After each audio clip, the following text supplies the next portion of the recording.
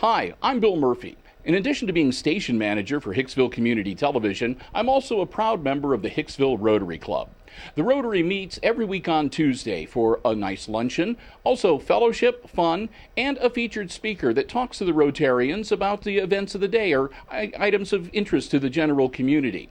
And in a new partnership with Hicksville Community Television, the Hicksville Rotary Club has asked me to bring my camera along to the meetings to share with you some features and highlights of some of the guest speakers that appear at the Hicksville Rotary Club. So that's what this program is all about, and we hope that you enjoy it. Featured speakers from recent meetings of the Hicksville Rotary right here on HIX-TV.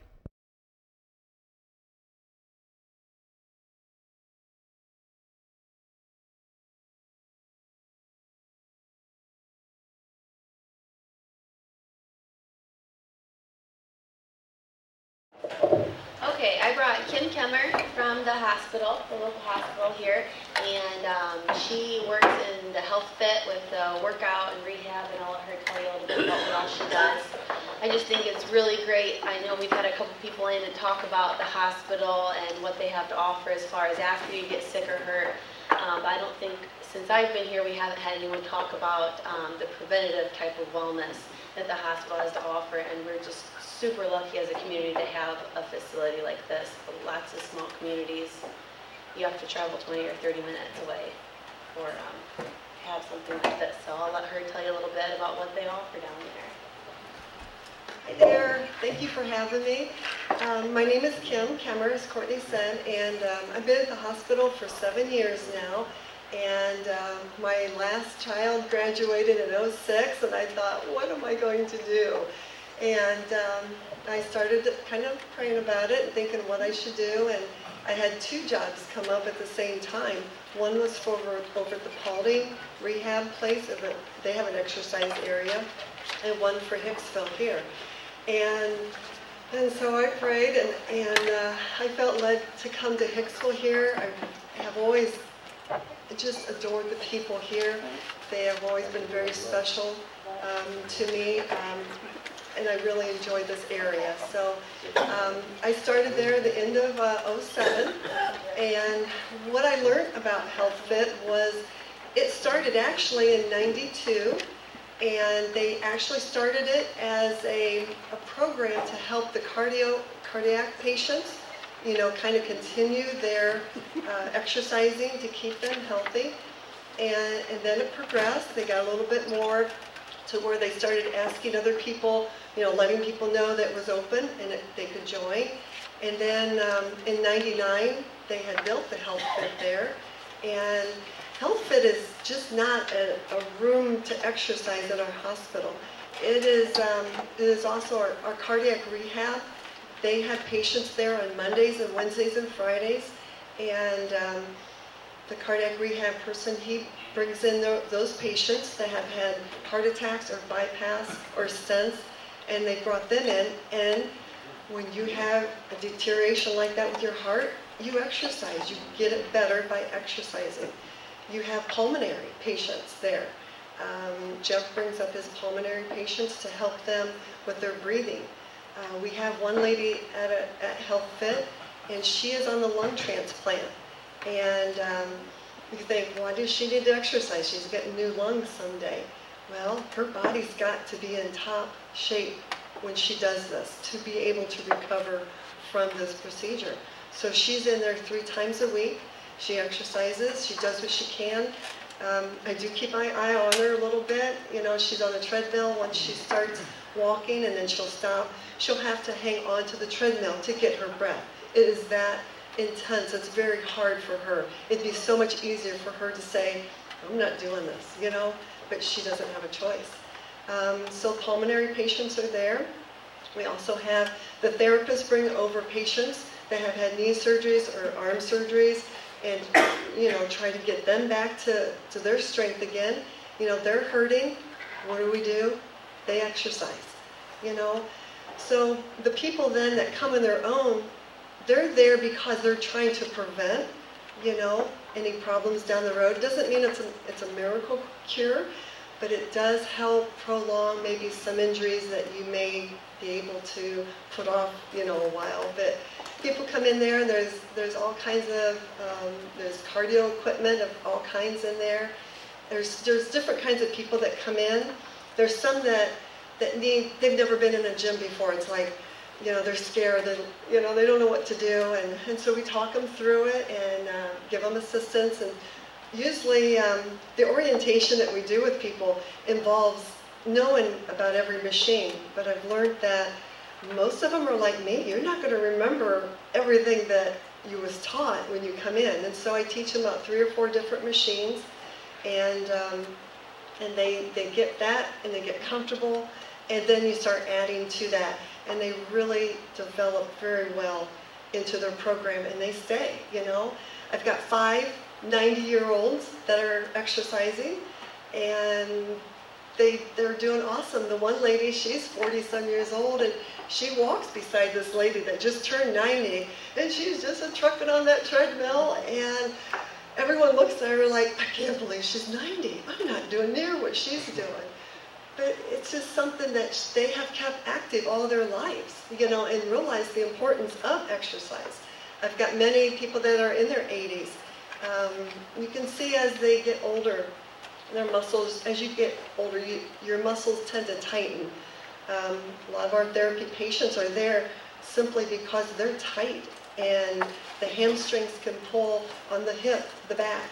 And so they come in and they do therapy for that. And then they also have a chance of staying as Health Fit members once they get done with their therapy, and they can continue their exercises, there. We are also so blessed to have this facility, in our town.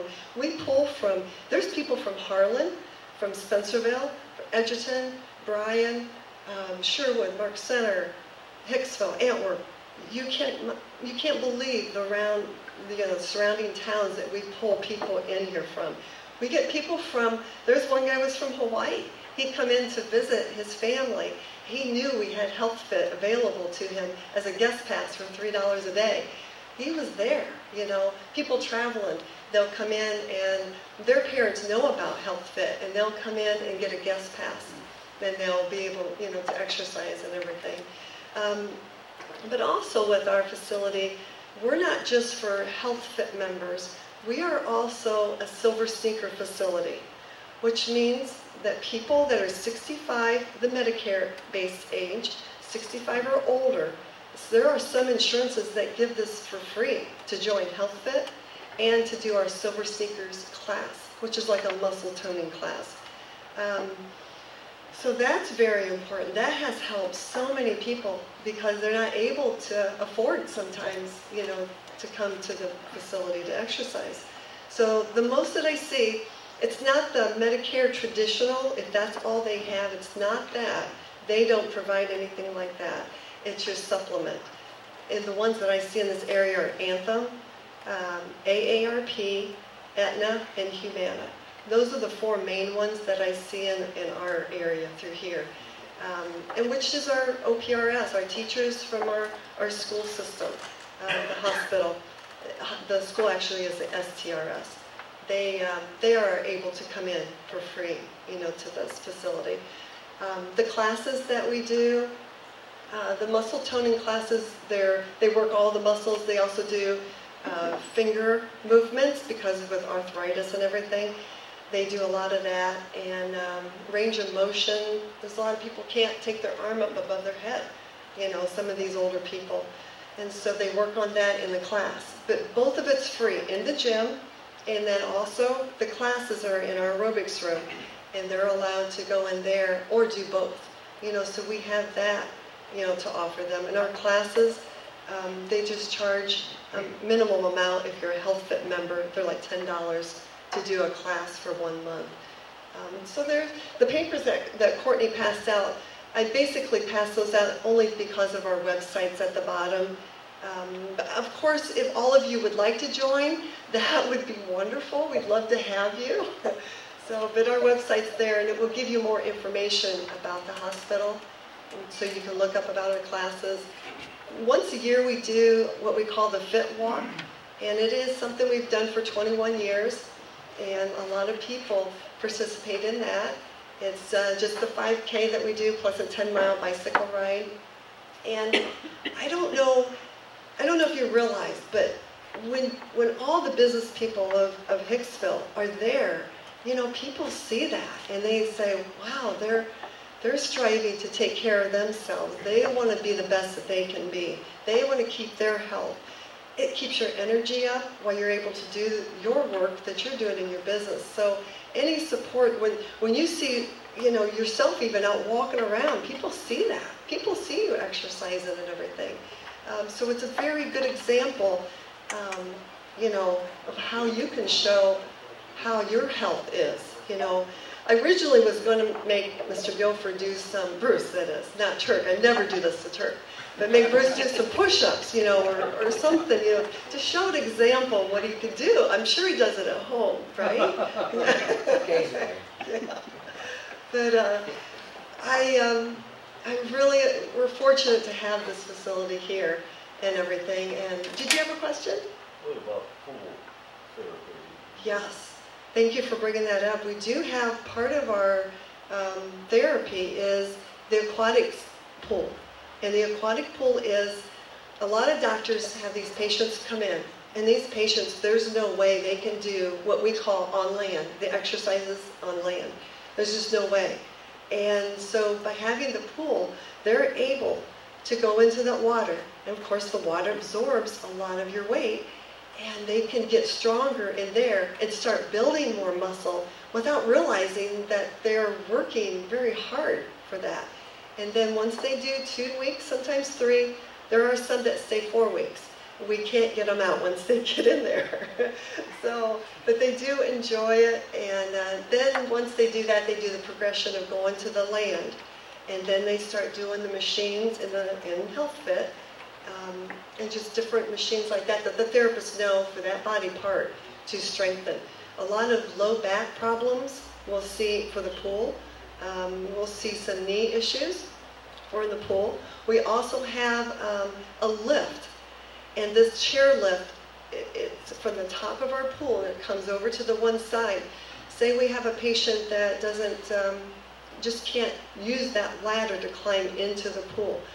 They have a chair lift, and the therapist will hook them up, lift them, and lower them into the pool, and they can use the foam weights in there as resistance.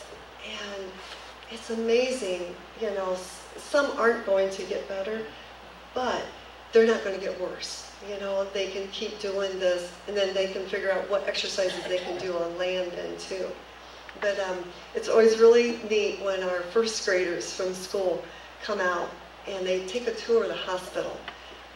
You can see that they went to surgery because they'll tell me, oh, I saw this in surgery. They're just so excited.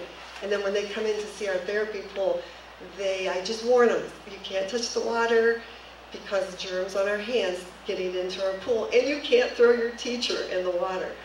And they say, oh, shoot, they'd like to do that. So it's very interesting to see these faces and watching them learn. And I'll show them about the lift in the chair and explain that people just can't walk into the pool, and this really helps them. What else would you like to know? Is there any other questions? Is there anything? Yeah, Larry. You think they'll ever put a golf simulator machine in? Larry, That would be great therapy. I heard you were the best golfer around, though. Why would you need it? I didn't know if they're looking at that down the road or not, or probably the right space. It's the room. Yeah. It's the room, yeah, the space. We're very tight with all the equipment that we have in that area. Yes, question? If your talk here today gets you 10% more business, do they throw you in the pool for that? No. I would love to go in that pool. That's 94 degrees, the temperature is what they keep that pool at. Yes, Jeffrey? How many members do you currently have attending the facility? With the Health Fit, usually like per month I can give you amount of check-ins. You know, we have, it's over 2,000 for check-ins. As far as people, there's probably close to 300, 350 people. You know, some Some, unfortunately, they'll sign up and sometimes they don't follow through with it. You know, that's why when that first day they come in, that's my one chance to really connect with them and let them know that I'll be with you, I'll help you through this, you know, to get you started. I've seen people, we've got this one lady, she's in Weight Watchers now, and she's lost 30 pounds. And she says, you know, I almost skipped the other day. I said, but I'm counting on you to be here 3 times a week. And if you weren't here, I would be calling you and to find out where you're at. You know, it's just things like that that kind of connects with people and, you know, gives them incentive and plus their own self. This is not just a diet she's doing, this is for life, and it's going to take her some time. And so I was asking the people today, they were working out, I said, okay, what am I going to say? I go to be a speaker, and I'm not really a speaker. And I got to talk about Health Fit. Do I tell how well you guys are working out and everything? And they just laughed and said, yeah, tell them to all come down and try it and see how they feel. But I've got a 75-year-old. He does a half hour on this cross trainer, and it's very hard. Jeff doesn't do the cross trainer. Do you, Jeff? No. Any other questions? She hangs on the cross trainer, so I have Yeah. How about occupational therapy? You have a good group down here for that. Yes, actually she's a one-man team, one-woman team. She, our occupational therapist is one lady, and so she takes care of all the orders from our therapy that has to do with the arm. She's the expert on the arm. So anything pertaining to the arm, that's what she's rehabbing and trying to get that part stronger. She's a young lady, and she does a good job. You know, we do get some kids that come in for therapy. They don't come into Health Fit. We have an age of 12 or older for Health Fit. But they come in for therapy, and they do exercising on their own in the rooms and everything. Missy? I just wondered if you guys would ever consider expanding, or is there any talk of that at all? Or? We would sure love to do that.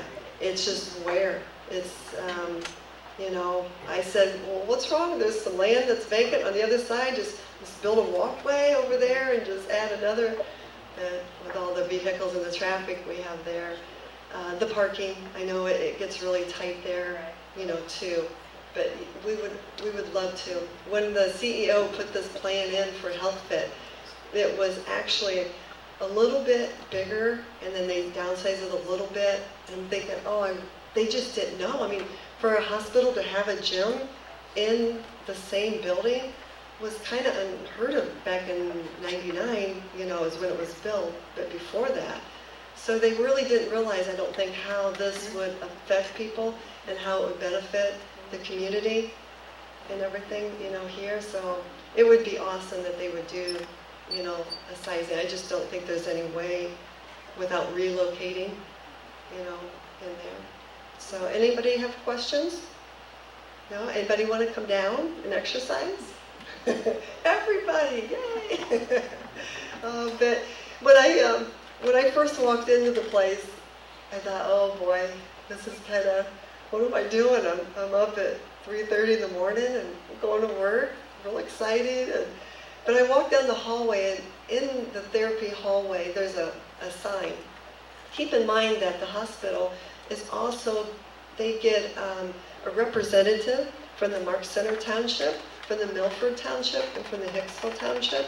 And they have a representative trustee that joins on the group there at the hospital. That my dad and my grandpa was a trustee for quite a while with the hospital, and then he retired, my dad took over. And on the sign as I'm walking down the hallway is my dad's name, Richard Poulter. I thought, oh, that's my sign, I'm supposed to be here. So, but I think I've covered about everything about Health Fit, and that's how I met Courtney. She was coming down, she wasn't working out real hard, you know, so I kind of, you know, I carry my whistle, and I always blow my whistle, and she hasn't quite got the whistle yet, but, you know, I gotta keep my eye on her, make sure she's working hard. But, yeah, if anyone stands around and talks at Health Fit, I'll blow the whistle, And they'll look at me like, what'd you do that for? Get busy. So, but I say it nicely. I'm not mean or anything. So, is there anything else that you guys have questions on? Or another sign, I'll just tell you real quick. This morning, sometimes you're just not sure where in life you're supposed to be. And every day when I'm at work there, I get these signs, and I believe from God that I'm supposed to be there. I was down getting a coffee for some of the Health Fit members, and a lady come up to me and she says, is it all right to fill my to-go bag with some ice? We're here with my husband and he will be passing soon. And I said, oh, I was sorry. And she said, he's had cancer and the hospital is helping him, through this. And I just told her I would pray for her. And I talked with her. Mainly I listened with her. And I just felt such a peace doing that I thought, I couldn't do that if I was at home. So the hospital has rewarded me greatly by being a part of it. And they will have to kick me out when it comes time if I retire, they will have to kick me out. So if there's no more questions, thank you very much for having me. Thank you, Kim. And I can attest that they do a great job. I went down there when I first started here in Hicksville, and I lost about 30 pounds. Unfortunately, I quit going, and I gained about 20 back. So I have to think about coming back down. But thank you very much.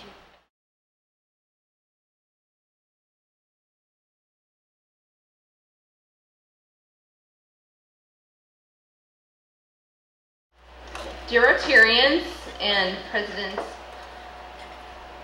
Steph Kurtzmazer, she is my guest speaker for today. She's lived in Hicksville with her husband for several years now. She's lived in Hicksville all but 2 years that she was in the Peace Corps while in Poland.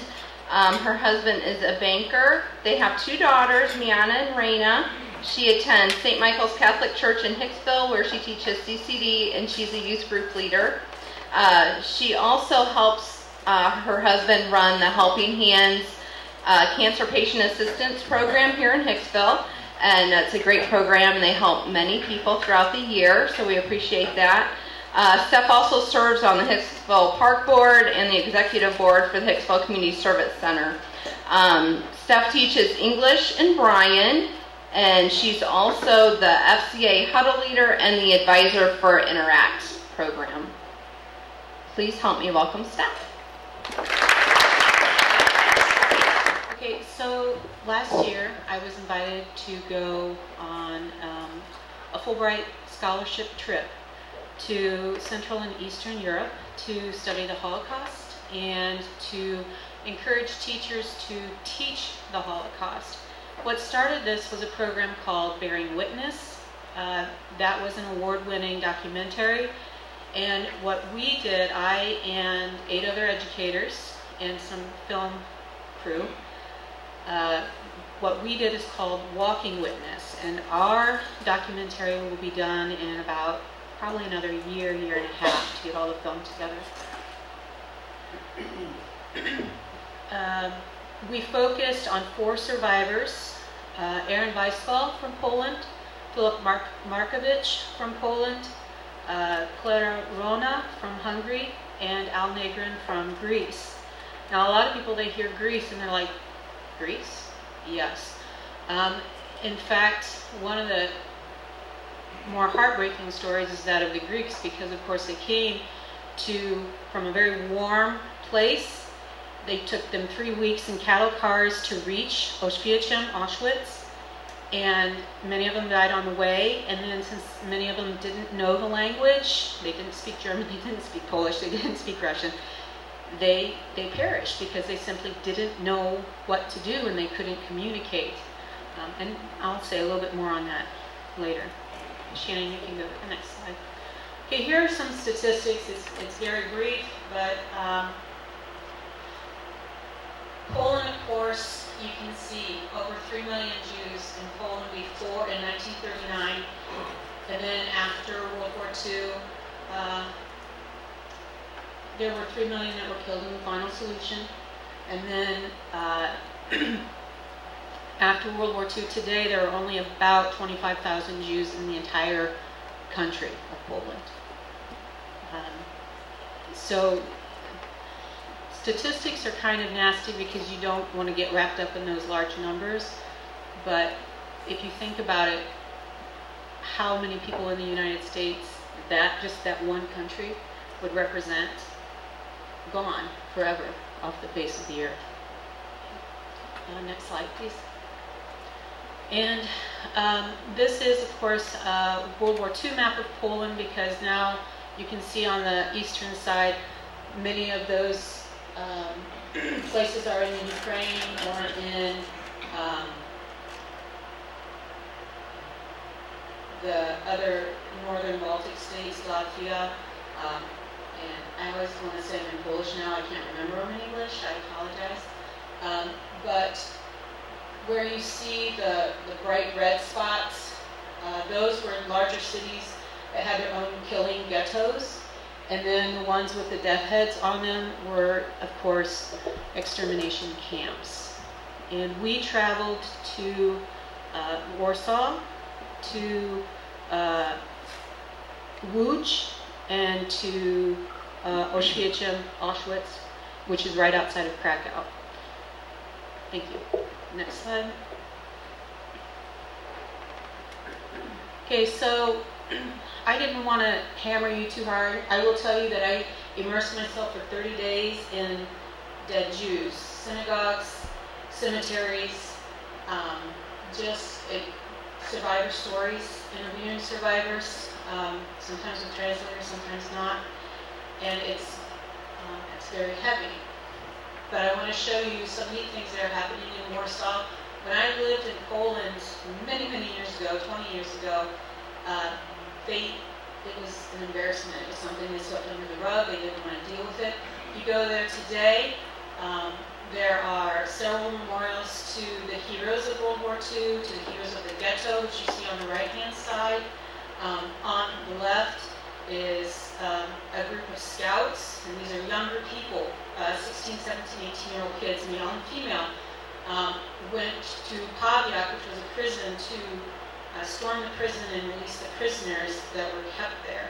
And so there's this whole area of Warsaw where you can walk the old streets of the ghetto, and they have monuments all around. Next slide, please, Shannon. Thank you. This is just an example of some things that a soldier would have in his possession. This particular soldier was captured, and these are some of the things that were in captivity. So this is the World War II Heroes Museum. Just as a side note, there was a place called Katyn. I don't know if any of you have ever heard of this, but that is where they took thousands of Polish officers, and they took them into the forest of Katyn, which is near the Ukraine and Russia, and the Russians killed them, blamed it on the Germans. And we just kind of filled out this whole story not too long ago that that's what really happened.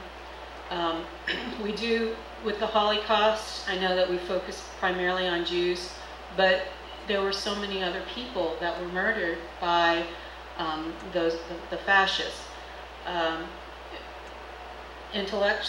People with high intellect, people that had high jobs, anyone in the aristocracy, these people were targeted and were often in the camps along with the Jews, although more as workers rather than to be exterminated. Next slide. Okay, this is the Nausea Synagogue, Synagoga Nausea. It is in Warsaw. It is very, very hard to find unless you can ask for directions in Polish or you have a guide. Okay? They tend to kind of hide these things.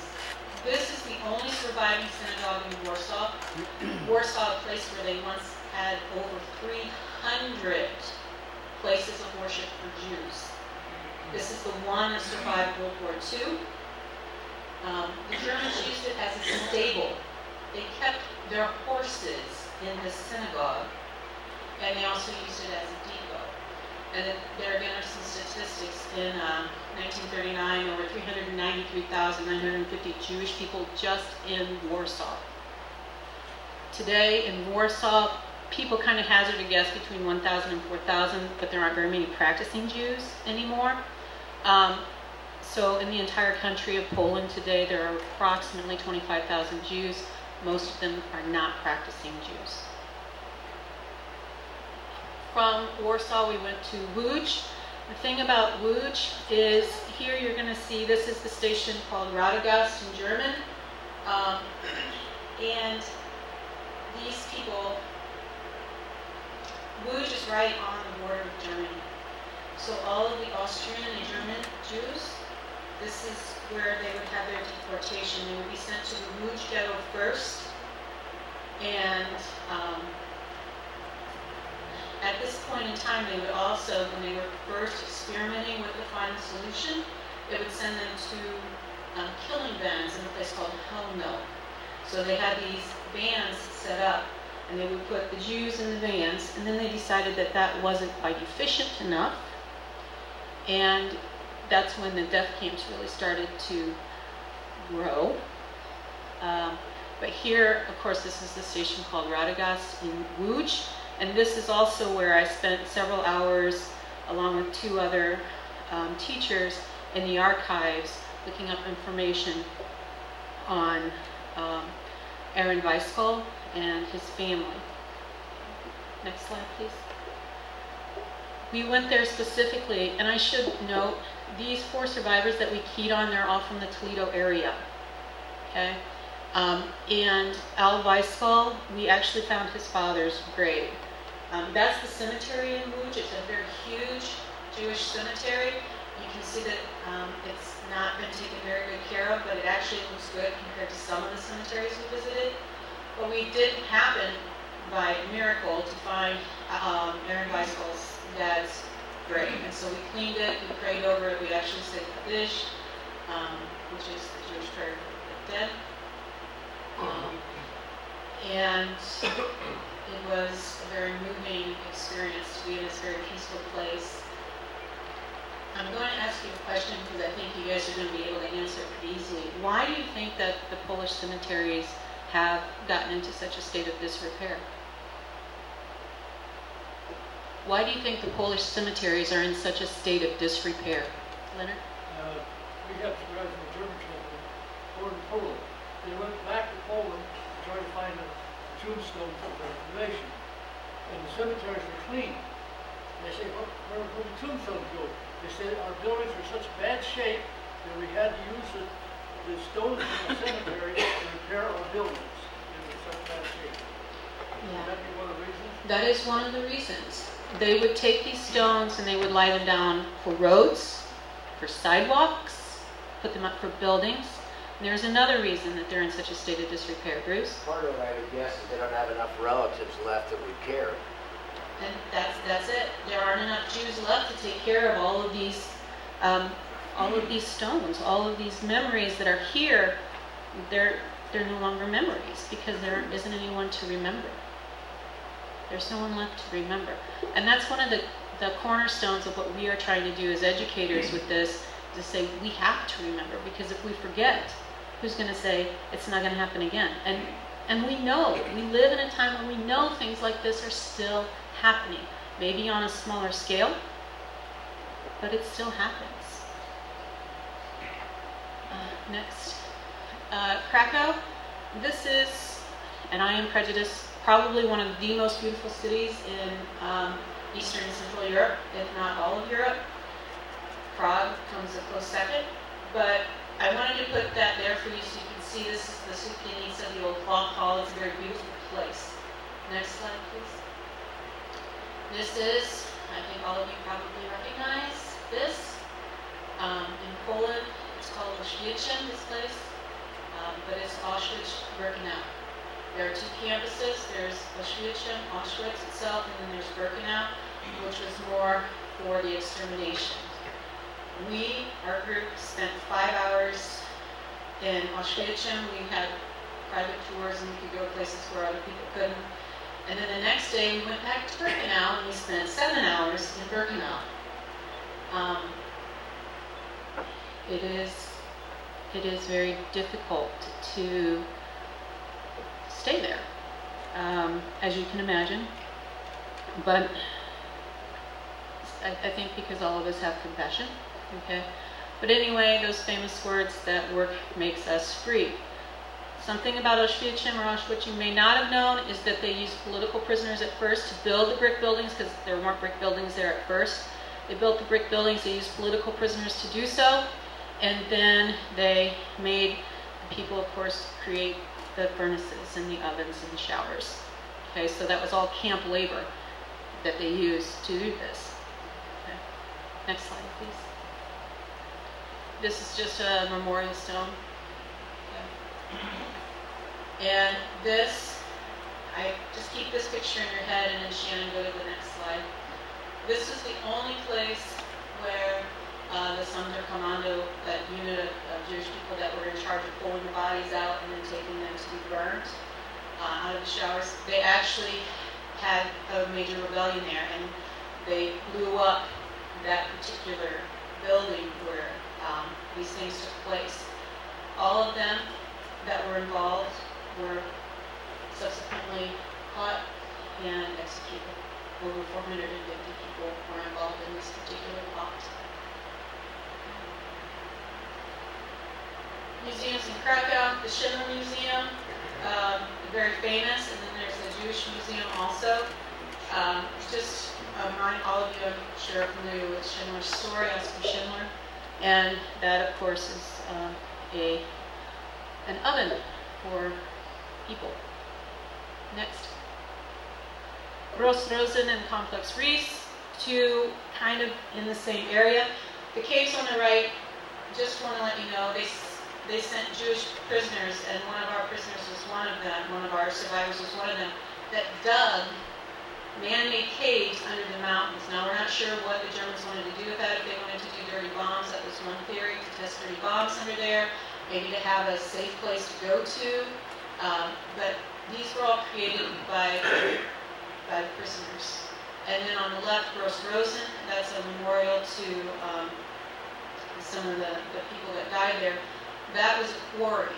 And sometimes, just for the fun of it, they went and blow the whistle when they were going to do the dynamite to blow the rock. And then those people that were in the quarry at the time perished.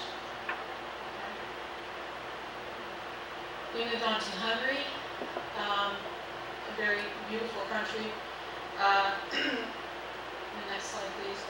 And this is the Budapest Synagogue. Now, here's the story about Hungary.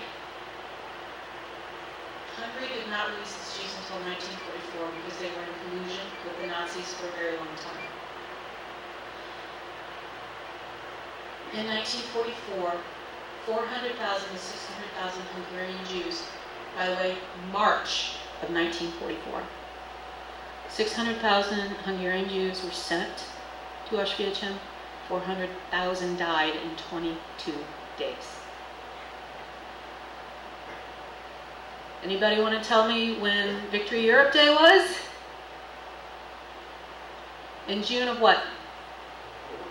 44. That deep into the war, into knowing that they weren't going to win, they took these Hungarian Jews, they put them in the cattle cars, and they sent them to Auschwitz, and in 22 days, they murdered 400,000 people. Okay? This is a synagogue that exists still in Budapest. It's very beautiful. Next slide, please. And they have a memory garden outside. You can see like the willow tree and then the flame in the window. There were people murdered, by the way, in the courtyard of this particular synagogue, and they are still buried underneath there. Next slide. This is the Jewish cemetery in Kolozs in Hungary. And Kolozs, if you've ever had Hungarian paprika, this is the area from which it comes. Okay, I have sweet and I have the hot at home. But there's a very wonderful story here. A teacher in Kolozs, a very wonderful woman, was encouraging her students to learn about the Holocaust, because I'm telling you, people in Eastern Europe have a hard time with this. They want to brush it under the rug. She's telling her students the story. She got her students to clean up the cemetery. Next slide, please. And she encouraged the town people of Kalasha to erect this memorial to the Jews from Kalasha who were sent away. Okay. Next page. Another wonderful city. This is where Clara Rona was from. We actually found where her father's butcher shop was. We ran into it. We dug into a particular area. There's a family living there, but they very graciously actually allowed us in to look at the place.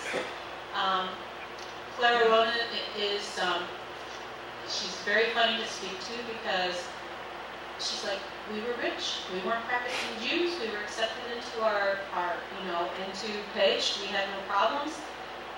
But it didn't matter. Once the Germans occupied Hungary, that's what happened. It was the Jews were sent away. Next slide, please. And this is Sanze Zusha. This is a woman named Susanna who was a survivor. And we interviewed her, and she says she doesn't like to do these interviews. Obviously, they make her very sad. But she says she feels the need to let us know. She said, we're all going to be dead pretty soon, and that's true. All of the survivors, the people who did survive, they are all going to die sooner rather than later. And she's like, so I feel the need to tell my story. And it is a wonderful story. She was married, her husband died, but then she met another survivor, and they lived the rest of their life in Page. Next. From Hungary, we went to Greece. I'd never been to Greece. The Greeks were very polite. They said it wasn't a very warm summer there. It was like 95 degrees. I'm like, how is this not hot? Next slide. This was the deportation station. If you see the room on the right, they would cram as many bodies, as many Greeks in there, Jewish Greeks, as they could into those rooms. And that's where, from this place, they were sent on trains to Birkenau, Auschwitz, primarily. And as I said, the sad thing about the Greeks was it took 3 weeks for them to go from Greece to Poland by rail on cattle cars, and then they didn't speak the language. Next slide, please. This is Alan Negrin. He was our survivor from Greece. His family, I know most of you don't read Greek, but his family is listed there. If you think that P's actually make the R sound, and then the N is the same, you can kind of see where the Negrin family is there in a row. And this was in Tripoli, which is a very small place outside of Volos. And again, a place where, next slide please, all of us know, if you, in the Bible, St. Paul's letters to the Thessalonians, this is the place, this is Thessaloniki. It was a large Jewish community in Greece, probably the largest Jewish community in Greece outside of Athens. And this is just a memorial to those that died. Next. Heinz Salvador Cunha. On one of the tables, I put books there just so you guys could kind of look through if you wanted. One of you have his books. I don't know which table it's on. But he spoke to us, and something he said struck a chord with me as both who I am and as an educator. He told us to make sure our children speak other languages, because the only reason he survived in Auschwitz is because he spoke German. His mom was German, immigrated to Greece, married a Greek man. Then they were all rounded up. They were sent back. They were sent to Poland, and since he spoke German, they kept him so he could tell the other Greeks what to do. So he and his mom, most of his family, survived the Auschwitz experience. And it really struck a chord. Learn other languages. Learn. And never forget. Andio, which is Greek for goodbye, okay, which means literally to God. This is my blog. trip. There are typos because I did everything on my phone, my smartphone while I was there. And then my contact information, smauser@brianschools.net. In case you are interested, I wanted to condense this for you because I know we have limited time, but there's so much that I could share. By the way, it's true. Anywhere you spit in Athens, you're gonna hit something that's old. They can't build their underground or their stations because every time they try to, they hit something. And then they have to excavate, and then they can't build over it because, of course, it's a national monument, so they move on. But it's a very beautiful place, and fond memories of being on top of the Acropolis. All right, thank you. Any questions from you? Questions that I can field, things that you have, things that you were curious about that I didn't address? Yeah, Turk? Did any of the people, these four that you focused on, did any of them go with you on this trip? Or? No, they were too old to really travel. Claire probably could have, but she did not want to. Yeah. So we met with them before in a little ceremony, and then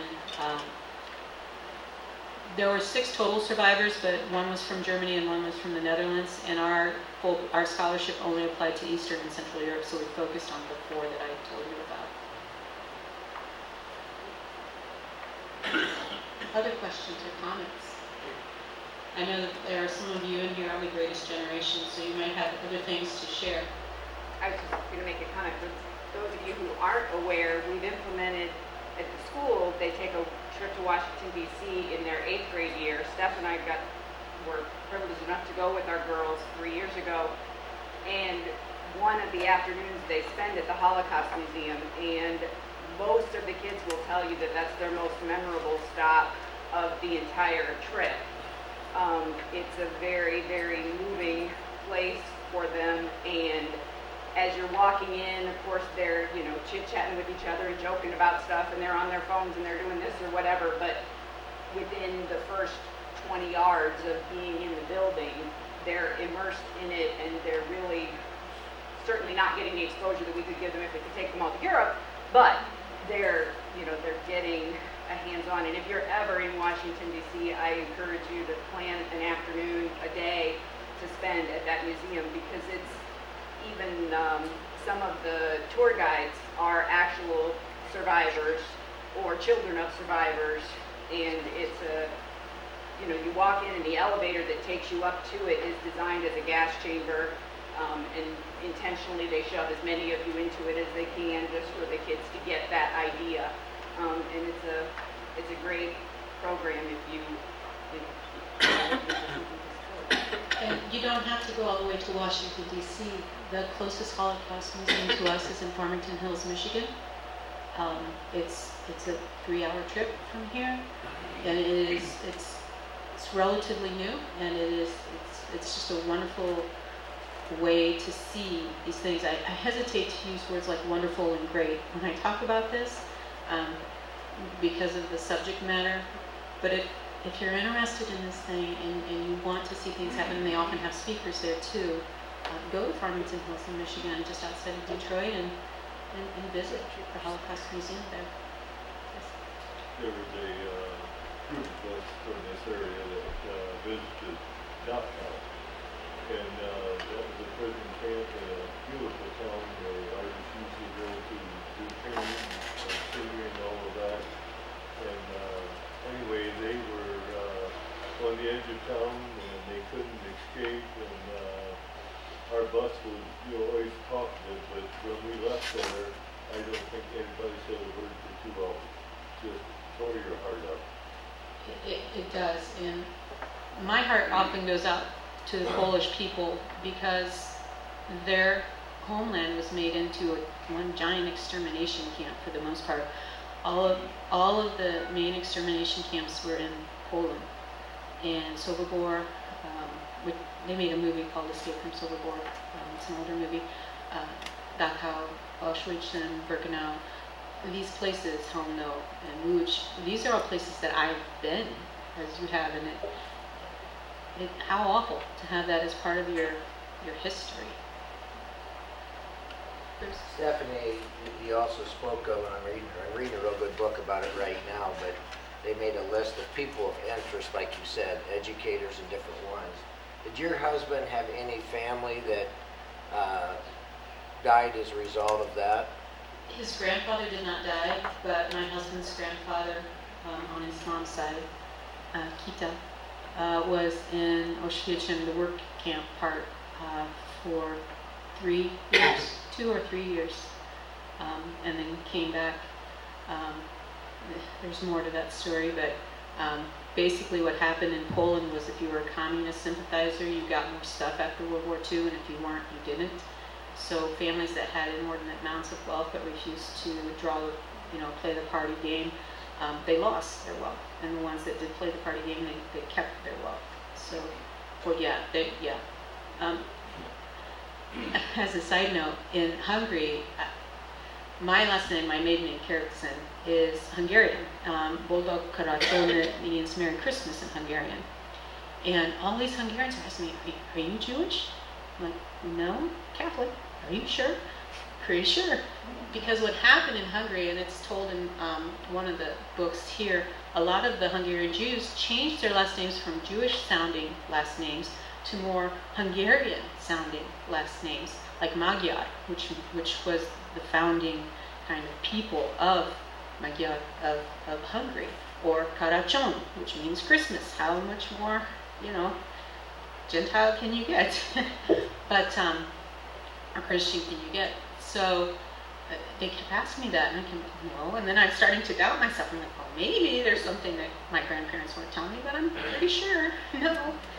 But that was something that did happen. And even here in the United States, we know this is true because people with Germanic-sounding last names had often changed their names during or after World War II. Not all of them, because we still have Lenins, even now. But many Germans changed their last names to more American-sounding ones. Yes. There are also a lot of Catholics that were gassed during the war too. Yeah, and I want to just put that in perspective. In Poland, 98% of the population is Catholic. So, of course, yes, there were a lot of Catholics that were gassed, and part of it is because as a Christian religion, it's the largest Christian religion. There were also a lot of Lutherans from like the German and Austria part too, but yes, and I think we are all familiar with stories of a priest that gave his life for another prisoner and things like that. But yeah, absolutely. I mean, it wasn't just the Jews. We're focusing on that because that's what we think of in the Holocaust, but as I said, intellectuals, political dissidents, gypsies, homosexuals, homosexuals even had their own special uniforms. I kid you not, in one of the museums we went to, they had pink stars, and those were for the homosexuals. And it's amazing that they ran so efficiently to do such a horrible thing.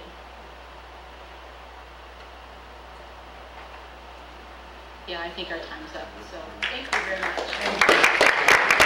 Thank you very much, Steph, and thank you, Shannon, for that program. HIX-TV and the Hicksville Rotary hopes that you've enjoyed this program, again featuring some of the featured speakers that appear at the Hicksville Rotary Club's weekly meetings. If you'd like to find out more about becoming a member of Rotary, it's as easy as asking a local Rotary member.